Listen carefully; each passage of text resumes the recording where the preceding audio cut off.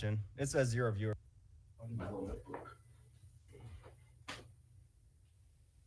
BRB. And there we go.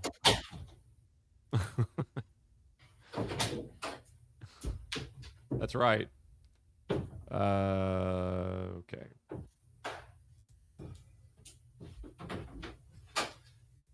And we're live And we're live. from the Apollo Theater. That's right. All right. There we go. How are you, sir? Oh man. Doing good, doing good. This weekend was nice. I'm not sure how it's going to play out, but I was working on a lot of. Well, that looks nice on the stream right now. I was working to get, the little pretty bar going on. Mm-hmm. It looks like I don't know if it's me or we're lagging. Probably I should be on Wi-Fi. I worked on some chat commands. Mm-hmm.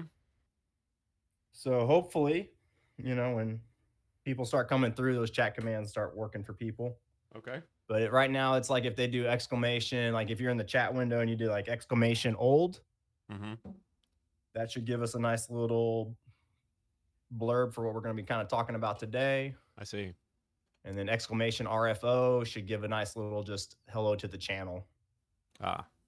For those of you that are joining, today we are going to be talking about ranges of motion and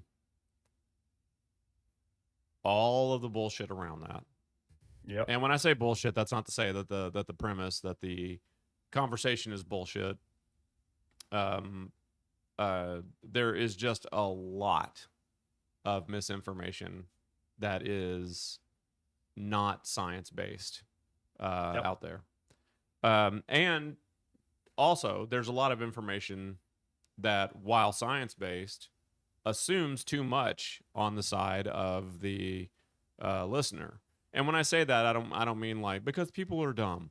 I mean, it assumes too much because it's like if you go to start talking about someone, go to start talking to someone about astronomy, and they say, "Oh, well, it's up near the such and such constellation," and and they're I'm a Capricorn.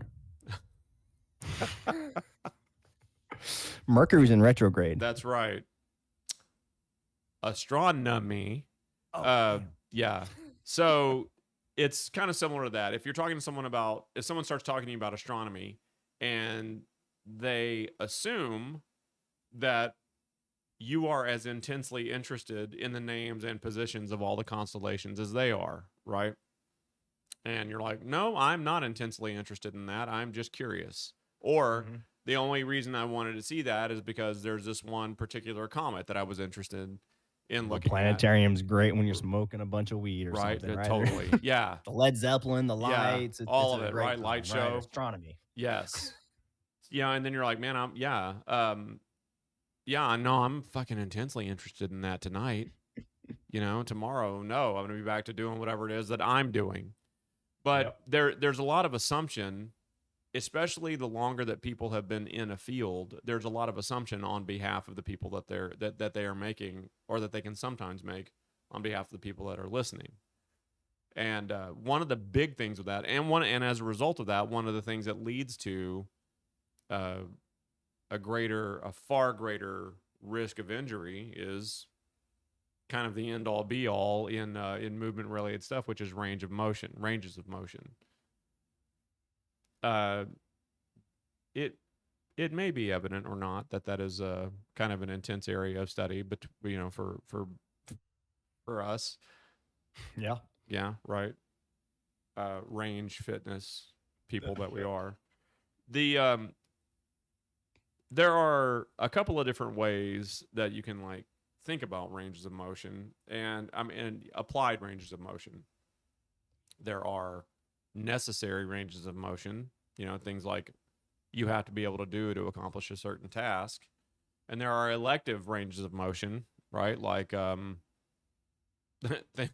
kind of basically like whenever you decide whether or not something's worth the effort, right? It's like but what's that? I can Yeah. Yeah, there you go. That's right. That's right. So the thing, whenever you're talking about applied ranges of motion, you need to think about, are you trying to increase, is your goal to increase a range of motion, or is your goal in exercise to increase how strong you are in whatever range of motion, right? So one Right. thing is, let me put it this way. I work with primarily with people as far as ranges of motion goes. The people that I work with who that is um, a salient part of their reason for talking to me uh, is because they want to increase an available range of motion, right? Like I can't move my arm, I can't move my wrist any further away than from my shoulder than, you know, 45 degrees or whatever. Well, it's like I got a client right now, right? If he bends his arm, he starts getting pain in his elbow, There you go. right? Right. And so, anytime he like brings like he picks up a heavy cup of water or like a Route 44 diet cherry limeade or something, right? Like he gets kind of pain in his elbow. I'm not sure, John, if it's a flex or not. That I have no idea what the hell that is. A Route 44 diet cherry limeade, man, that was a mainstay in my home. Mm. So there's the Is that what an is it, energy Sonic? drink? Oh, No, Sonic. Old American classic diner, right? oh no, yeah, I'm very familiar with Sonic. I just You can get that yourself a Route 44 sized fountain drink, and it's like Sprite and cherry juice, and that's basically a cherry limeade. oh, okay, Or okay. maybe I they don't. squeeze a bunch of limes in it too. Well, like I said, I don't know if that's a flex or not. That I didn't know what that was. Anyway, yeah, we'll let other people decide that. Anyway, go ahead. Well, again, so right, and the big thing for him is he has this. As soon as I get him to pull his shoulder back into socket, so to speak, Uh-huh. the pain dissipates. Right. Okay. And part of it for him is like he's in this crux, right? He's probably in his mid 60s. Mm-hmm. And it's like something he's kind of like, as we were talking about it today, he's just like, man, I've just been constantly dealing with this. It's always there. And I was like, well, man, like, let's talk about it. Mm-hmm. He's like, man, I'm getting old. I'm too old for tennis. And I was like, is it because you're old? Yeah. Right? Is it really because are you just, or is it your body's not prepared for tennis right now? Mm-hmm. Age aside. Right. And I think that's it becomes a little bit of a chicken or the egg for people in this too. Right. They used to have ranges of motion. They used to be able to have great effective ranges, or at least they thought they had great effective ranges of motion. Right. And they weren't maybe feeling pain, or if they did, it was so light, they didn't really chalk it or note it. And then as time goes, we get older.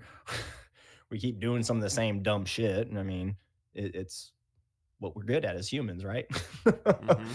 And then it kind of hits a tipping point, Yeah. I feel. And that's where we get the big owies, or that's where we have to, like, for him, he was trying to play tennis, and he was saying like he almost felt like he was about to drop the tennis racket. Mm. Right. And again, he's going through his mind, man, I'm getting too old, or I'm getting too old to be hurt like this. Right. Well, let me ask you a question. So you said when this person applies flexion to their arm, to their bicep, Yeah, when they bend their elbow. Past a certain degree, that's when they get pain. All right. Are they really good at push-ups? Not particularly, but Okay, just curious. Just curious. Do they? When you say not particularly, what is your metric with that? Like, well, I don't let him do shitty push-ups, so okay. So if a person was going to, I'm sorry to sidetrack. I'm just trying to get some metrics for the people that might be listening. If a person was going to perform a John approved perfect push-up, how many perfect push-ups would a client, reasonably conditioned person be able to pull off? reasonable. I mean, if they've never like really focused on it, they'd probably could maybe muster about 10, maybe Okay. 5. All right. How many John perfect push-ups can this person manage? Oh, I'm sorry, I misunderstood your question. Like I think if like form and technique's not being applied, people can probably crank out 20, 50. I don't know. No. Depends on how Mike, often they're practicing them. no, I'm But trying to if get a metric of if someone was going to do a John Mhm, approved push up and the mhm, person was in reasonable shape, mhm. um, how many push ups I mean, again, does I think maybe about 5 or 10 if they were depending okay? on where they're at. And how many If push they're ups can this really person kind push of out? about it, maybe 20 if they were really gun ho. All right, how many push ups can this person manage? John perfect push ups. John Perfect, if I'm really on them, maybe 5 at most. Okay, so this person performs in okay. But again, we make some compensate not compensations, but some allowances for him, right? So I don't have him maybe go as deep Mhm. as maybe he would like to go Mhm. because any deeper, and that's when he would start tilting his shoulders and anteverting, Mhm. right? And so that's where like something like a yoga block comes in real handy. I hate these because they're the thin yoga blocks, but you can use yoga blocks for your push-ups as a target. And so if we're in that high plank kind of a position, we can work on trying to get our tummy or our sternum to touch that, and that gives you a good distance. And if you need to challenge yourself more or want to challenge yourself more, you can still use that block again to start finding that range, so to So speak. for anybody that might be listening on an audio only medium, John was just performing a push up wherein instead of having to start off with, he goes into a plank position that is for anyone that might be wanting to try one of these and is on an audio only format. Try getting into a plank position and then taking your hand. Normally, what we will do in plank, especially when we're preparing for push-ups, is to take the heels of the hands somewhere.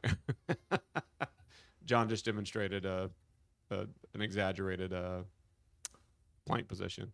So what we want to do is establish all one plane, a diagonal plane between that is solid from the ankles to the shoulders, where Mm-hmm. nothing is dipping toward the floor any more than anything else. It's all one angular plane. Then typically what happens is people take their hands a little too far forward of the shoulders, and when they go down into a push-up, it's the shoulders coming down toward the wrists, and then there will be some flaring, or there will be some rounding of the shoulders, or both. Flaring of the elbows and rounding of the shoulders, or both. What John did was took his hands so that his fingertips were basically just under the shoulders, um, and his index fingers were rotated outward away from each other, with the hands splayed, with the fingers spread open. Then when Spirit fingers. that's right, that's right. It's like jazz hands, but with the fingers only. So then that means that once he lowered down, um, the elbows lowered and the shoulders lowered and the elbows stayed largely over the wrists. Now that's Mm-hmm. really, really, really fucking difficult to accomplish, especially if you've never done them that way before. What makes it especially challenging, but one of the ways that you can make it really rigid, is that commonly when we do that, people will have a tendency to pitch their heels forward of their toes. Mm-hmm. Instead, seat your heels behind the toes. Really reach your heels toward the wall behind you or toward the space behind you and keep them there the whole way through your push up. Finally, the reason why we say what I'm about to say is because this is typically the way that people work it. But finally, don't don't let your shoulders go any lower than your elbows. Now, the reason for that is that if your elbows go any further than that, your shoulders will start to round forward. With practice, you can go lower than that, and especially if you're really really skilled at it, like John right now is doing all the proper things with locking his shoulder down away from his ears and pulling his shoulder blade back. And then once you take your elbow behind, it's still just all on your pec. But that takes practice to get to. You do not get there immediately. So the safe way to develop that at first is to get your shoulders no lower than your elbows. So do that, And as a stopping point, John got a couple of yoga blocks and put them stacked the broad flat sides one on top of the other, and then lowered down until he touched that. And that's about normal for a lot of people. And again, if you don't have the strength to be able to do a full push-up for whatever reason, like, it's okay. Yeah. There's ways to modify a push-up that, it doesn't have to be like, no judgment. They're called modified push-ups. It's 2023, 24. But even if you came and to for like a while. something like this, Mm-hmm. like my weight rack here is not going anywhere, even if I push into it. Mm-hmm. And I can still set up just like you were cueing. Shoulders are depressed. I'm trying to get back into this high plank. Mm-hmm. And then as I allow myself down, I'm still working. And you may find you have to do some adjustment based on your body, but we can still get into that good push-up technique. Right. Modifications are and it will still cook your goose. Yes, it will. And there are a million ways to modify those. One very popular fitness influencer was talking about how he was reviewing a workout video from someone else and was like, "Oh, I warm up with like 120 push-ups," and he paused the video and he goes, "So, 120 well done push-ups is the workout." like if you do 120 well done push-ups, yeah, you're fucking toast. So, or at least you should be. At least you should. Well, if they're well done, you will be. And the modifications that are possible for you to target lower pec or upper pec, or or all areas of the pec. That's all of those things are well and truly targeted in a truly or in an appropriately assessed and performed push-up. Anyway, so your client with the push-up, he can manage 5 of these John approved push-ups, which is a big fucking deal. Yes. So I'm going to stick by my earlier assessment and ask about is he good at push-ups, because I'll take that as a yes. I mean, he might be, but not. Well, I mean, yeah, he's good at doing them the correct way. Yeah. And if he's good at doing them the correct way, let's talk about that for just a second. If he's good at doing them the correct way, then he's going to be fucking awesome at doing them the shitty way. Mm-hmm. Right? Like, yeah, if we take that leash off, man, that dog will fly off, right? Like, all right. So back to ranges of motion. The other thing of this, like I want to highlight, especially for him, is it's again, he has lived his life doing push-ups a particular way, and one of the things that keeps happening for him is he loses track of where his shoulder is. Yeah. And it's common, right? Because again, especially on a push-up, there's no feedback necessarily other than our own neurological kind of connections.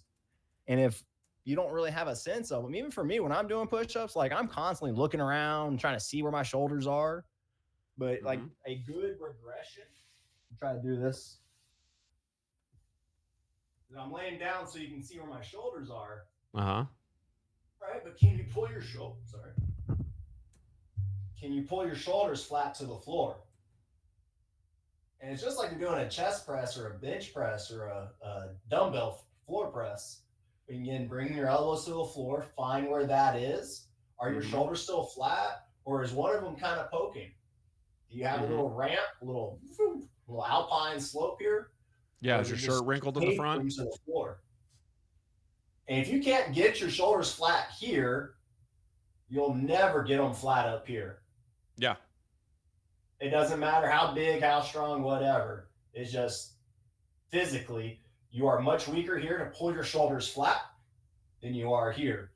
And even when I'm cueing clients, that's what I tell them. Bring your elbows down. I don't care what you do. You got to hyperextend your low back a little bit. You got to lift your hips up a little bit. Go ahead. Get your shoulders flat. Lock them in. Then bring your hips back down. Engage your core again. Make sure everything's tight. And then you can start working on just try to reach and keep your shoulders down on the ground. And that is going to be work for you if you've never done it or if you've been kind of slacking off on it. And you can come look around. Is that shoulder staying down? We're looking good. And then you can start repping. And once you're good there, right, we can start going into a squat or our full push-ups or whatever other exercises you may be trying. We got some people chatting to us. No, that's me. Yeah, that's me. That's me Well, writing an I see there's 2 invitation. people in the viewer, so if y'all are Right. there, Well, hello. we Thanks for got up to visiting. 4 just a minute ago. Before we got boring. Okay, so with regard to your client, and I'm sorry I derailed us, but that was a really relatable thing, because when we get into talking about ranges of motion, the reason for that, and something that we may be able to get to today, is ranges of motion that are highly capable on one side or highly limited on one side often equal the exact opposite presentation on the opposing muscle. So if you have a lot of restriction in bicep movement, chances are you have a lot of uninhibited ability in your tricep. And yeah, so that's why I was Well, another asking kind that. of interesting thing about him was too is like anytime we do bicep curls, his bicep curls were in his forearm. His bicep curls were in his forearm. Okay. Right. And so what I mean by that was every time he would do his curl, Mm-hmm. he was just feeling some agony in the forearm. Mm-hmm. He wasn't feeling connection to the bicep. He wasn't feeling a pump to the bicep or the brachialis. It was just he felt this discomfort and pain going down into his forearm. Interesting. Okay. So talk about the remedy to that. Let's hear it. Well, I mean, again, and kind of what you were saying, in a large part is because his tricep is so active and doesn't really have any inhibition, as you were saying. This bicep has been kind of constantly stretched out. And a common thing I'll tell people is a long muscle is a weak muscle, and a short muscle is a strong muscle. And so by being in that extended elbow or straight elbow position, right, we're in a constant tricep engagement, and that bicep is in a constantly relaxed kind of place. And so his body has adapted. So things that we worked on again, getting the shoulder stabilized and set, do some palpations of the tricep, or had him kind of do again some light massage work. And even what I like to do is like some tack and flossing. Right. So we kind of find where the owie is. And then just kind of some movements. And there is no really right or wrong as long as you're not like, causing yourself to bleed or bruise really bad. Yeah. You should be able to breathe with like a relaxed face of the Hindu cow in the butcher's line. That is a very specific image you've conjured there. Okay. All right. Right. Like you know what? You see all the terror going around, but it's not going to happen to you, man. Like I remember one time when I was on like a marketplace app forum kind of thing, and I had found an item that I really wanted, and it was a specific kind of tablet, and so I contacted the guy, and he was very casual about how he got back to me, and the way that he was getting back to me and leaving out answers to some, like I sent him a couple of questions in 2 emails, and he answered all of the questions in one email and none of the questions in the other. And so I was like, did you get my first email about these questions? Didn't hear anything from him. And I was like, hey, are you still selling this thing? And that happened like 3 times. And the third time it happened, I was like, all right, you know what? I'm not contacting this guy again. So then he emails me and he goes, hey, if you could just chill out a little bit, it makes you either seem incredibly impatient or like you just don't know how computers work. And I wrote him back and I go, no, I'm pretty familiar with how computers work. I mean, one could also look at this like, you are kind of under the impression that I think that I'm the only one interested in the item and in the tablet, and so on and so forth. I'm like, there's another side to perceive in all of this, and I go, any way that it goes, interest in what you're selling isn't a problem I have anymore. So I wish your next customer. I said I hope the next interested person has all the patience of a burning monk. Yeah. And he emailed me back and he goes, okay, I'm going to give respect from one snarky person to another. I'm sorry. He did, man. Yep. And we're still friends. Like this was like 12 years ago. We're still friends. There Anyway, you go. yeah. Yeah, he's awesome. So, But back to the point, right? back to the Like, point. are you old? Maybe. Like, I don't know, but it's like I remember going, like, even in college, right? In my 20s or so, and we'd be sitting on the couch playing some video games or whatever, and you'd stand up and, like, especially about that 24, 25 age, I feel like that was Yeah. definitely like the Yeah. oh my god, click clack pop crack, Yeah. right? The get off my lawn groans begin. Yep. Yep. And you start, and then everybody had that same comment. Everybody, oh my god, I'm getting old. Mm-hmm. And I said it, right? Like, it was something I used to say before I knew better. But in reality is, no, you dumbass has just been sitting in the couch with a controller sitting in your lap, and you've just been rounded, Mm-hmm. throwing chips. And we ate pistachios, so always had a Right. handful of nuts. It's college, man. You just grab gotta eat nuts, them throw them in your mouth, have a beer. Yeah. But the truth is, though, we'd sit there for, maybe you'd shift around a little, right? But you'd sit there for 3-4 hours just binging on some video games. And then as soon as it was time to go do something else, or you had to go to the bathroom, or your beer was empty, and you had to get up and go get it, right? Because no one else would give you one anymore. You'd have to be like, and get your ass up. And then all those tissues that have just been kind of sat in place and haven't been doing anything are now having to get peeled out. And that's what I was telling this guy this morning too, is if any of y'all have pets, watch your pets when they stand up or get up from a nap or from sleeping. Mm-hmm. Like, we got my dogs, every time they come out of their crates, like, they both have that little cute little puppy curl up into the C-shaped thing. And when they get up, right, the instant, every time they come out of their crates, they do the big down dog. Yeah. Up dog, and then down they dog. do their up dog, and they like roll their knuckles into the floor, and like squeeze their quadriceps and straighten out their hind legs real hard. Mm-hmm. All of it. Yeah. And then they want to go play. Yeah. Why are we different? Why do we think that that's not going to happen to us too, right? That's interesting, because one of the things I talk to people about when I'm working with people who are mobility inhibited is how after a certain age you will notice that people just stop stretching, like when they get up from something, But the reason why all of that's relevant is that there are ranges of motion that we commit to, and we talked about this in another stream and episode, is that there are ranges of motion that we commit to habitually, and maybe those things take up the broadest part of our day. However, during the course of a normal and even a non-athletic yet still active life, and when I say active life, I mean something that assumes a couple of things. One, that you have standard, you have a standard capability,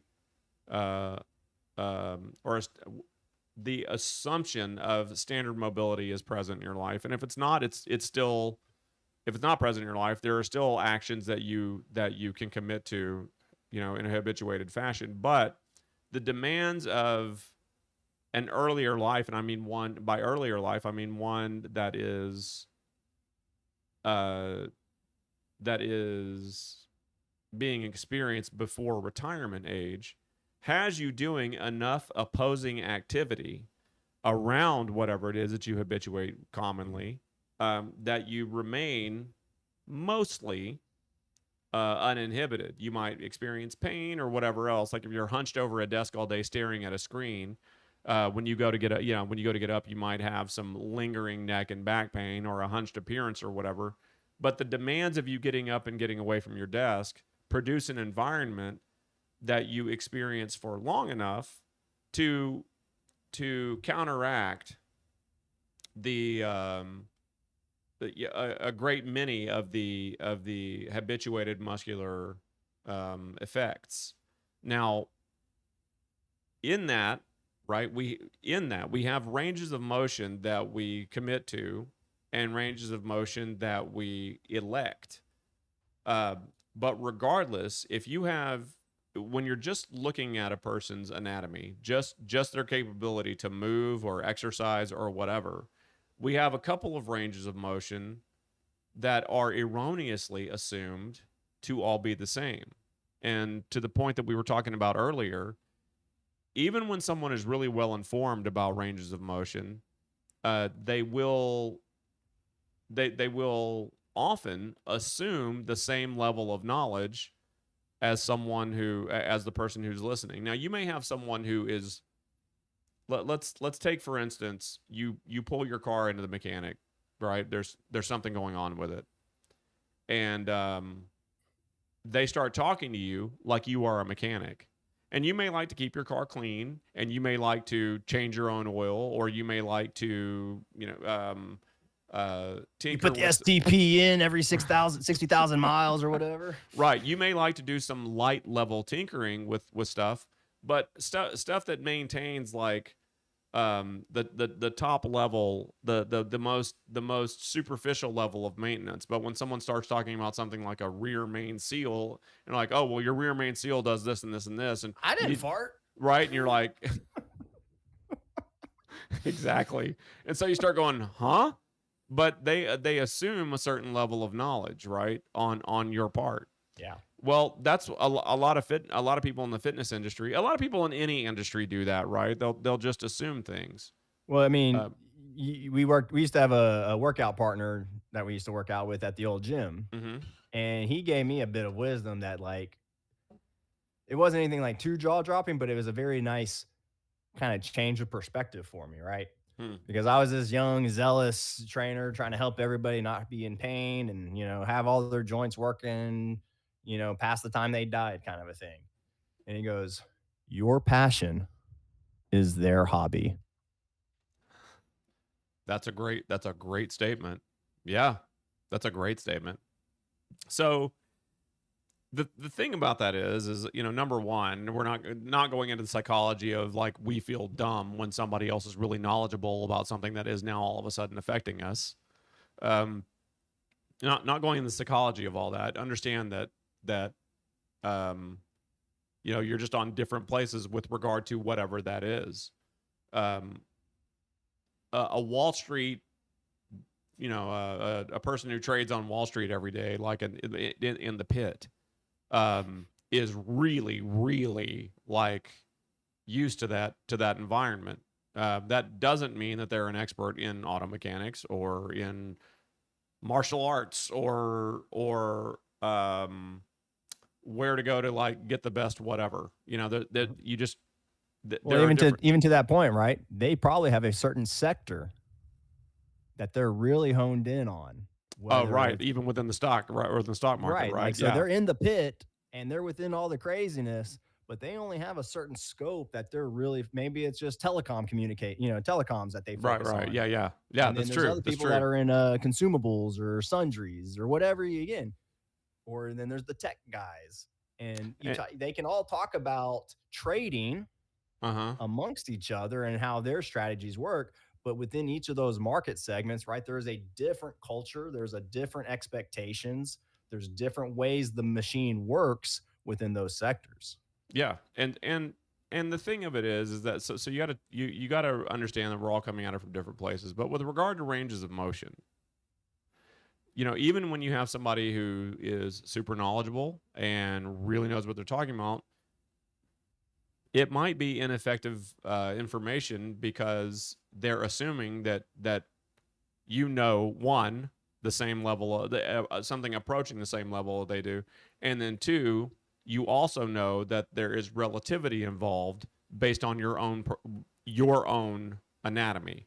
Yep. Um, there's that possibility. There's the possibility that this person may confuse the ranges of motion that are available in any movement or exercise, and think that they are all one and the same. Or there's also the strong possibility, which is far more likely, that the person's just full of shit. You know. Yeah. So Well, so not to get too far into it, but again, in the health and fitness industry, unfortunately or fortunately, depending on your perspective, right, it's a very low barrier to entry. mm, right? And so, you get a lot of times, you get a lot of, 17, 18-year-olds who get their certification and they're, ox strong and, got muscles coming out their ears and, Mm-hmm. they'll get clients and they'll show people what they've done, whether it's right, wrong, or indifferent. And they may or may not be successful. And then you get old geezers like us that have, seen some things and done some things and, and And recovered from some things. we recovered some things. So let's talk about ranges of motion then, right? Typically, now let's talk about this from a typical standpoint. What most people assume is a full range of motion. They assume that the available range of motion in a limb or a body is the same as what that what that limb or body can accomplish while bearing a load. Yeah. So, a range of motion is my arm is fully outstretched, my elbow is locked, and that's one end of my range of motion. The other end is when I curl my arm or I bend my elbow and then take my fingers as close to my shoulder as I can. That's a full range of motion. And since that is how much that lower arm is able to travel, that is the area within which I should demand that it carries a load, and that's just limited in its application and its scope. You were going to say something? Well, I was going to say that, and we're going to get into this a little bit, right? But it's all of these are necessary too, right? Like there is no demonization or saying one is worse than the other, because what we're going to find out is, like, if you're looking here, right, there's this range of motion, but then if I needed to reach further, I can create some more space. But to your point, right? How stable am I? How much weight bearing can I do in this position versus that position, right? Right. Well, let's take that example.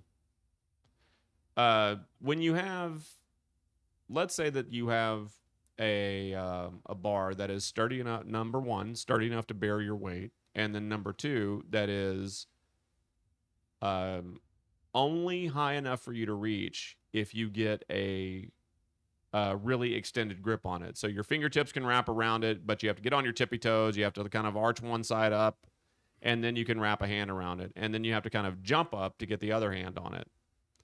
And then you'll see this thing happen where people will start, like they'll go to a dead hang and shoulder blades will come up and all that other shit, and then they'll like get this grip where they kind of fidget with it, and then it becomes very, very, very difficult to go from an absolute dead weight hang and even do one pull up. But then you'll see somebody doing, pounding out, 10 of those, 10 pull ups, where they're not going into a quote unquote full range of motion, right? Their elbows are still slightly bent, or the shoulders aren't coming up next to the ears, right? Yeah. So which one of those is correct? The answer is yes. Yeah, I was gonna say it depends. Yeah, right. So it really does depend. And what's your goal? What you're trying to work for? Right. How conditioned you are. Right. Yeah. So let's just talk about ranges of motion as a blanket application. A true full range of motion is one that you will not be able to achieve under your own effort. Yeah. And what I mean by that is John is demonstrating right now. He just grabbed a what I'm guessing is his get a strap on my foot. Yeah. Getting a strap on his foot. Out of the gutter. Yeah, you said that. All right. So I don't know what he's going for here. Oh, he's going for a leg raise. Okay, so he's laying down on his back. He's got his leg, and he pulls his leg all the way up as far as he can. His knee is locked, and so he lifts his leg up off the floor and pulls that foot up toward the ceiling as high as he can. And he has, I would say, probably, if his other leg is flat, he has probably about 80 degrees between his thigh and his chest, or his thigh and his spine. Would you agree with that? Yep. Okay, about 80 degrees. Now, that is the range of motion that he's able to achieve under his own power. Of the leg. Yeah. What's that? Of my leg and over the hip complex. the range of motion that his leg is able to achieve under its own power.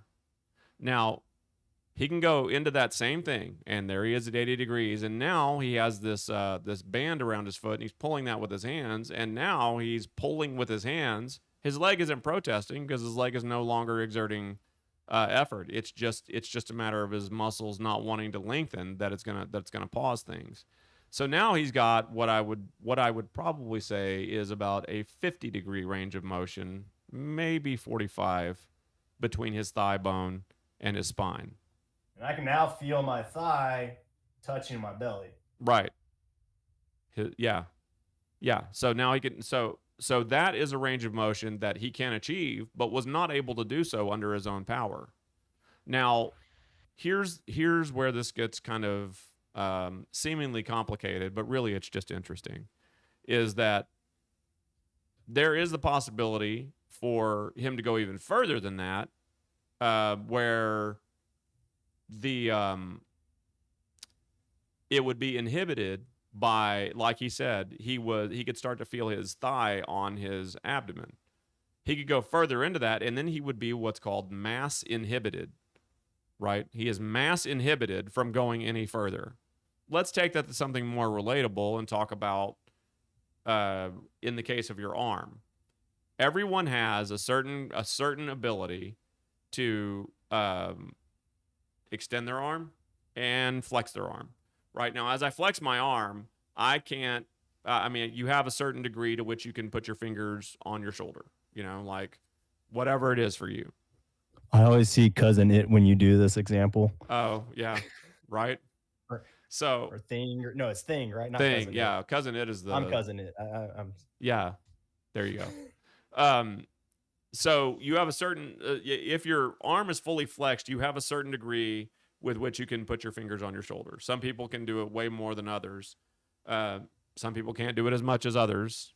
And that is usually going to be a result of the mass that is inhibiting that movement. Now, somebody that doesn't have a whole lot of mass in their arm, then they're going to be able to, I've seen people almost be able to lay their whole palm on their shoulder. And then I've seen people who were really, really developed or just had a lot of excess weight and they couldn't get their fingers close to their shoulder. That's mass inhibition, right? I can't go any further than that because two objects can't occupy the same space. Right. But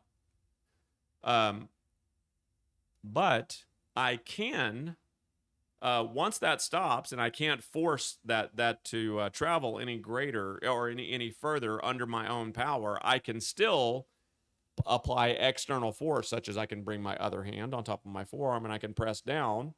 And then what I'm doing is I'm forcing the joint to separate a bit, right? And it's not much. It's not going to happen to oh, wow. And quick disclaimer, if you are dwelling along and doing this, be gentle. Be gentle, right? Yeah. Now, it's one of those things where we're assuming your level of understanding while we talk about this. Right. See our earlier discussion. Anytime you do any of this kind of stuff, it's cool to experiment with yourself and explore your body, learn your body. Just go slow with it. Yeah, just go slow with it, right? Because even to your point, right? Like that is that gapping technique you're discussing, right? That is a physical therapist will do that with clients from time to time, right? To help again allow that joint to kind of get the space it needs, but it's not something that you should be doing all the time necessarily. Yeah, and especially not under load, right? Like I don't want to never under load. Yeah. So the thing about challenging that kind of a range of motion is that it needs to be immediately mitigatable. Like there's no adjustment, there's no throwing, there's no like further application of force before you can let it go. It needs to be immediately mitigatable. So for instance, when I'm trying to touch my fingers to my shoulder and I go and I grab I go and grab that forearm with my other hand and pull it, I can get a little more. But if it starts to hurt in my elbow, and I can feel this in my elbow specifically, it's not tense in my bicep, it's not tense in my tricep, I don't feel any stretch anywhere. I just feel it in my elbow. And if that gets to be too much, all I have to do is let go with my hand, and then I'm back to safe zone. On the other side of that, I'm not mass inhibited when I go to extend my arm all the way and I can lock my elbow. I'm not mass inhibited anymore. I just can't force my tricep to flex any more than that. However, if I got someone to, John standing up right now and locking his knees to demonstrate that he can't activate his quads any more than they already are to get his knees to push any further back. However, if I were to brace my elbow on something with my arm fully extended, and then my shoulder was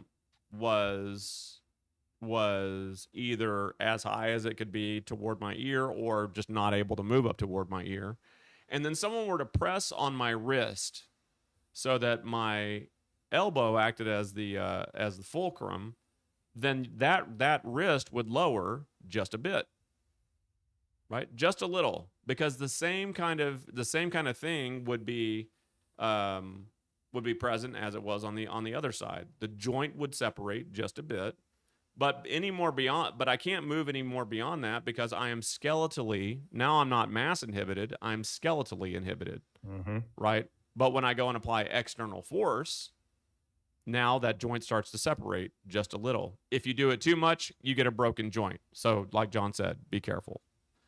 Anyway, that is a true full range of motion, but it is better described as a skeletal range of motion because you're either skeletally inhibited on one side or mass inhibited on the other. That is a true full range of motion, but for purposes of categorization, we will call it skeletal. Now, the point at which you traveled before you applied external force, that's a full range of motion. It is the range of motion that you are able to achieve under your own power. Now, here's where the fuck up happens in a lot of stuff. People assume, or it is communicated in such a way as to be understood, that is the range of motion where you should be bearing all of your load, right? Like you should be doing all of your exercise load bearing within that range of motion, as far as you can extend and as much as you can flex. And that's not necessarily true. For a test, the same thing that we talked about just now, whenever John had his elbow propped up, and like if I'm gonna prop my elbow up on my knee, for instance, my elbow's on my knee, or my knee is just in front, just on the shoulder side of my upper arm, like just above my elbow joint. If somebody starts to press down on that, even with really minimal weight, like I've got the index finger of my other hand and I'm pressing down on that wrist. If I go to try and bend my elbow, that's not challenging in my bicep. That's challenging in my joint. And it doesn't take a whole lot of effort for that to be a potentially injurious thing for me to try and activate against. However, I mean, and why is that, right? What's going on there? Okay. Do you want to take this one? Sure. I mean, it goes back to the cliche, a long muscle's a weak muscle. That's right. Right. And so we have lengthened out a muscle to its weakest point. It's not saying that you're weak. I mean, you might be, but it's more so that you're just in a weak position. And then when you go to try to pull against that load, having to pull through connective tissue because, again, either that muscle's not been trained to work there, or the load is so great that, again, it doesn't have the strength or the capability to pull through that range. There you go. Like, I think you're about to say it, but not to steal your thunder, but you give yourself just that little lift of your hand, or you bend the elbow just ever so slightly, and it's like, game changer, right? Yeah, power overwhelming has just come flowing through you all of a sudden. Right. So that same entity that might be pushing down on your fully locked arm and preventing you from being able to bend your elbow, if that backs off just a little, and you're able to get 10 degrees of flexion in that arm, all of a sudden you are able to genuinely and earnestly resist that effort. Now, let's go at it from the other side. Back to our first example of when you're trying to touch your shoulder. If you're trying to touch your shoulder and you've got your arm as flexed as it can be, and then someone goes and tries to pull your hand, your grabs around your wrist and tries to pull your hand away from your shoulder, chances are they will be able to. But depending on the levels of relative strength that you and this other person possess, it won't get very far before your strength kicks in, and then they can't move it further. Yep. Right. And now that's the reverse, right? Now we're into a short muscle is a strong muscle, and once again, once it gets the chance to actually start latching and starting to be able to contract, because again, it's once we're to a certain point, even if biceps, again, it curls and gets into here, but once it's to a certain point, it doesn't need to squeeze anymore. Right. And and especially if you're pushing it past that point, the muscle isn't going to squeeze anymore. The miracle of the human body, right? Right. Well, then when we look, but to really explore that, we need to look at what's happening on the reverse side of the arm, which is in your tricep. Your tricep is now in the position that your bicep was in when your arm was fully extended. So your tricep is actually lending to whatever's trying to pull your hand away from your shoulder. I mean, it's actually lending a bit of credence to that. We can go into it. You can argue against it all you want. Too bad. It's true. Whatever. Well, I mean, again, if you think about it, right? Again, we see this commonly with people like in squats or something where they go to the bottom of the squat really fast, and then they kind of they try to explode, or they more bounce up and out of it, right? And what's happening, the same thing is if there is a elasticity, so to speak, that is being formed, some potential energy for all my nerdy friends out there that is just dying to be released. And as soon as we let this side kind of go, it will have that effect, as it were. You know what? Let's explore a squat for just a second with that mentality, with that understanding. So you have this person that goes really deep into a squat, and then they can't get out.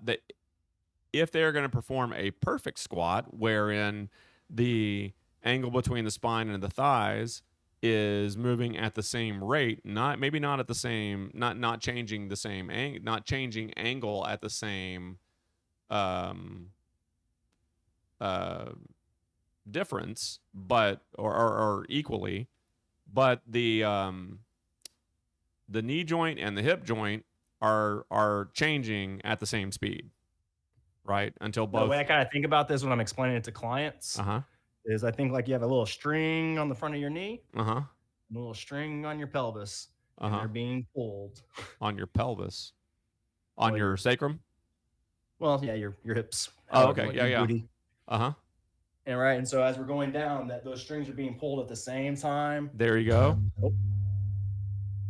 I apologize for anybody wearing headphones. I am so sorry. And then when we stand up, we're trying to squeeze them back in. That's a great analogy. Yeah. Now, when someone goes down into a squat and they are bearing a load that they are unable to sustain, they have to make a deviation wherein, like, maybe they'll lean forward, right? Like John is demonstrating leaning forward. Once you do that, you are not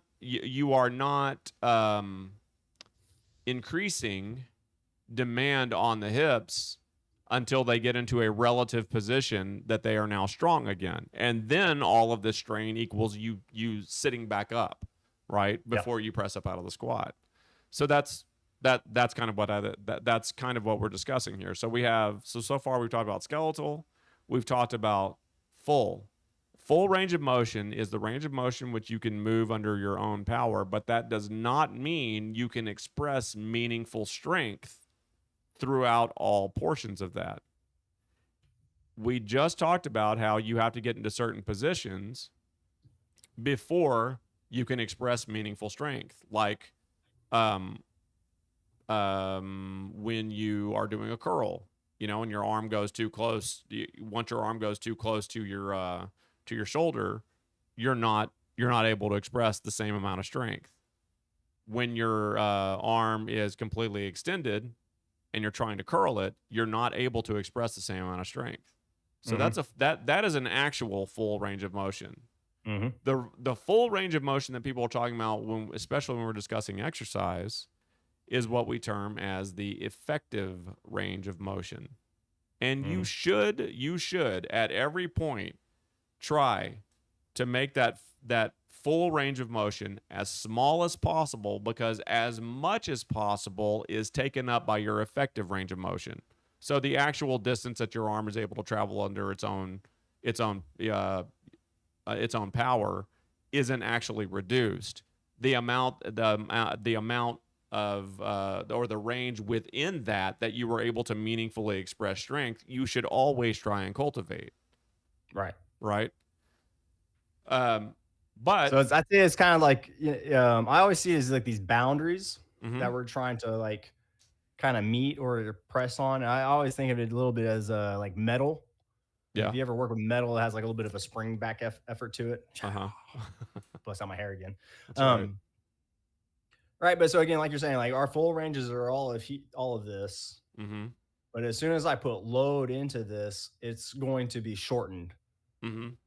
And I feel like the best way to select weight is going to be the weight that you can travel as close to your full range of motion Mm-hmm. without compensating. Right. There you go.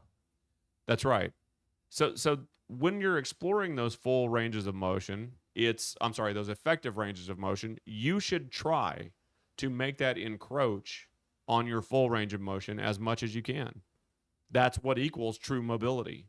And in another stream or episode, we can talk about how that's what actually equals flexibility. But that's another discussion for another time. Anyway, then we have what we refer to as cooperative or compound ranges of motion.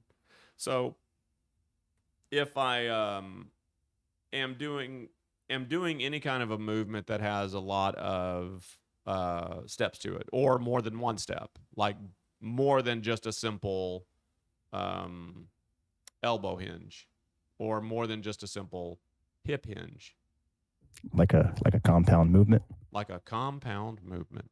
That's right. So for those playing at home, typically John, when it comes to exercises, we'll classify exercises in two categories, vaguely maybe, upper body and lower body. No, core and non-core. No, that's right. Isolation and compound movements. And it's as simple as, are you moving one joint or are you moving two joints and more? Right. Right. And so again, like a bicep curl, your movement is all about one joint. Mm-hmm. There is no movement happening anywhere else in the body, and at least there shouldn't be. Right. A compound movement, that's where, again, like we started with the show, we're talking about push-ups. Mm-hmm. Again, you see a lot of movement going through the elbows, and we're talking about keeping the shoulder, but there's movement going through the shoulders ever so slightly. There's movement going through your wrist to, again, allow for these movements to occur. In the squat, it's very evident to see it, the hips, the knees, and the ankles, right? And so again, we have more than one joint at play is a compound movement. Mm-hmm. Yeah. So, okay. So depending on the positioning of the body or limb, all of the involved muscle groups are necessary to safely execute the action. When you start to deviate from that is when, like for instance, when you're doing the proper push-up that we discussed at the very beginning of the whole thing, right? So if you're doing a proper push-up and not allowing your shoulders to roll forward, that's going to equal all of the involved muscle groups as long as they stay active. That's going to equal a more limited range of motion than any one of the individual muscle groups are able to manifest on their own.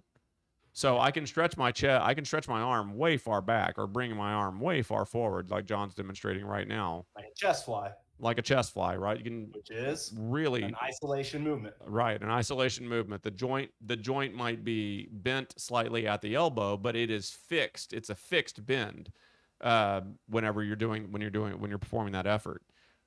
So a compound range of motion is that range of motion within which two or more muscle groups have to work together by which they also necessarily limit the available range of motion of each other, because an individual muscle is going to be able to achieve a greater range of motion than it will when it is working in cooperation with another muscle, like in a push-up. Now, And if you think about this from a simple standpoint, sorry to cut you off again. No, go ahead. But if we think about this like if you're trying to put on a fitted sheet, Mm-hmm. right? Like you get the first corner down and you make sure it stays down, and then as you pull the second corner down, that's not so bad either, right? And then but you trying to get that third corner, and now it's like you've got to tug of war a little bit to start getting enough slack to get it over, and then to the fourth corner, I don't even mess with it. I just pick the bed up and bend the bed, and then throw that sucker in, right? You know what? Have you ever put a trampoline together? No, my Okay. dad, we had a family friend who had a bad trampoline accident. So like trampolines were a 4-letter word in my house. All right. So, the joke that I love is they used to be called jumpolines until your mom got on one back in the 70s. Anyway, so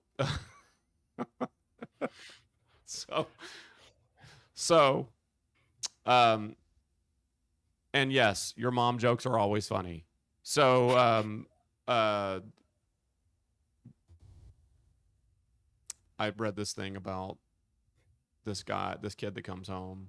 He's talking to his dad, and he goes, I asked my son if he ever got any shit at school because of having two dads. And he goes, no, I don't. Nobody cares about that anymore. The only thing I get is like people would get mad at me because I'm immune to your mom jokes. So the guy made that post, right? And he was like, ha, ha, ha. And he thought it was funny. And somebody wrote and said,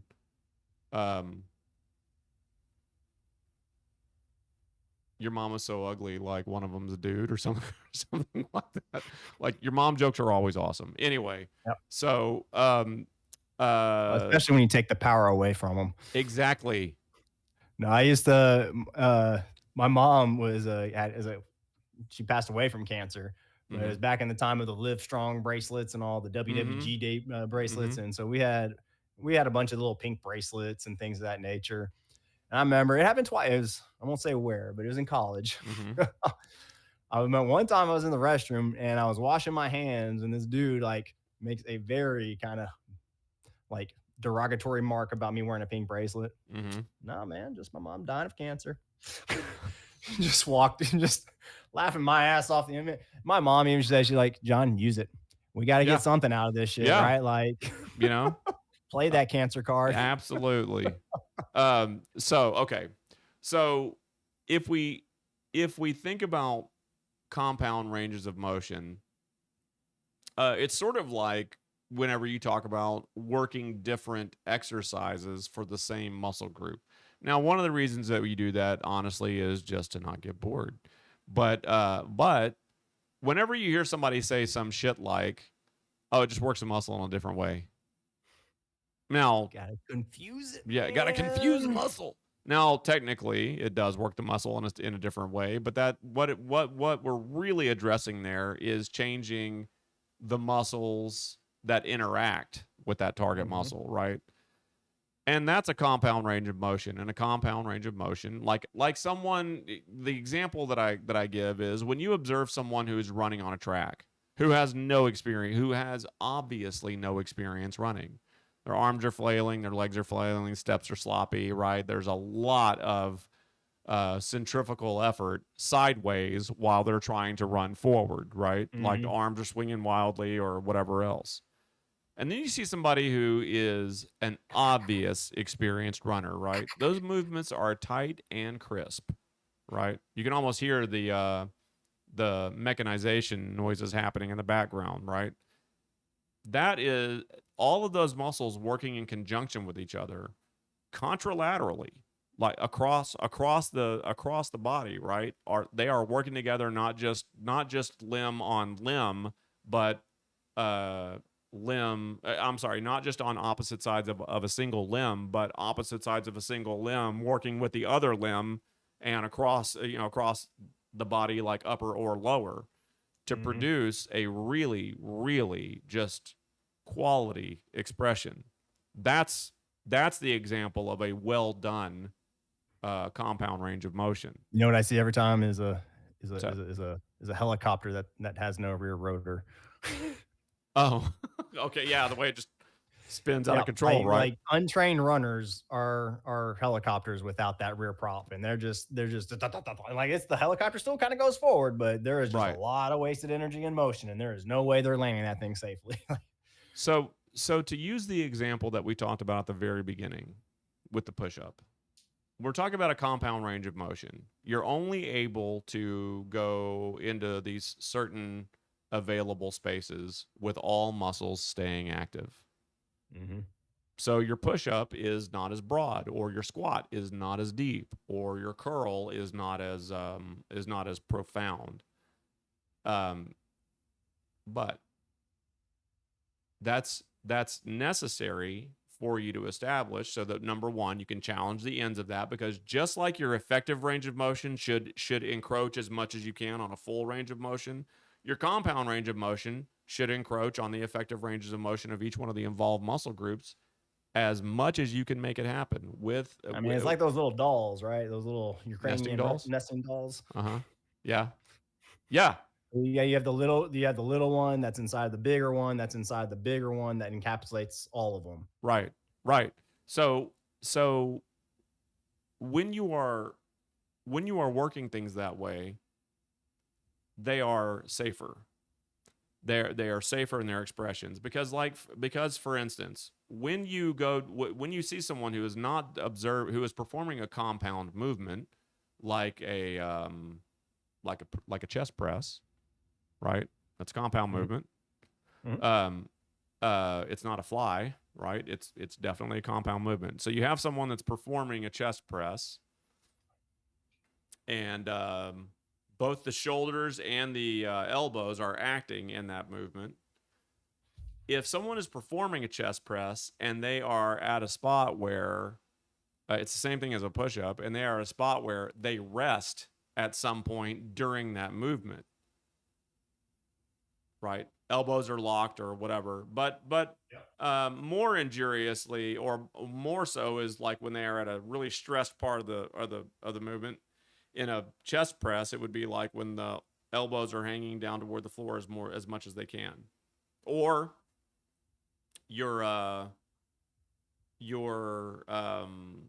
bar is resting on your chest if you're using a barbell, and then you pause at the bottom, and then you bring the arms back up. If you are not experienced with that, and not experienced with how to keep the shoulders locked and make all of that compound effort immediately reassert itself, then you are bearing the load for some portion, even no matter how minimal it is. You are bearing the load into the smaller, more articulating muscle groups. So in that case, whenever I bring a barbell down to my chest, and I'm holding it there, until my elbows get into a spot where my shoulders are now locked and my chest can get active, all of that effort is in my shoulder, is in my delts and my triceps, all of it. Yep. And it might be for just an inch or two. That's all it takes. That's all it takes, right? Like, that is all it takes. Anyways, crazy. So those are the ranges of motion that we wanted to address. And well, and I would also to add to your point there, right? Let's hear it. Even when we're picking up our weights, I don't care what weight I'm picking up. Mm-hmm. Like, I set my shoulders, I set my core, I put my hands on the weights, I grip the weights, and then I lift with my body. Yeah. Right. So, like, even when these on the ground, as I put them back up, like, I think about hinging at my hips, I find them. And while I'm down here, now I engage the legs against the floor. The weights haven't even come up yet. Mm-hmm. And now I can push through the legs to bring them up. Yeah. Right. And same thing as I'm putting them up, I'm keeping my shoulder engaged to set them back down. And again, if I were to be picking them up, I approach shoulders back. And then again, making sure, again, my lats are on and things of that nature before I just kind of gankle them up haphazardly. Right. The way that you would move them if you were injured. Yeah. Yep. Trouble is sleeping. There's no need to wake it. You know? Yep. You know what I mean? Yep. There's just no need. Now, perhaps if we get some questions about it, we can talk about different examples or how to get around that in different exercises. But for now, what we wanted to cover was just our ranges of motion and how those things get misinterpreted, as well as how to really think about and correctly apply them. If you have any questions, please feel free to send us a message on Twitch or any of your favorite streaming platforms. And until next time, stay mindful as fuck, y'all. And don't compensate. We'll see you next time. Sir John? You got a hot second, Paul? I do. Cool, man. Let me hit you at the stream.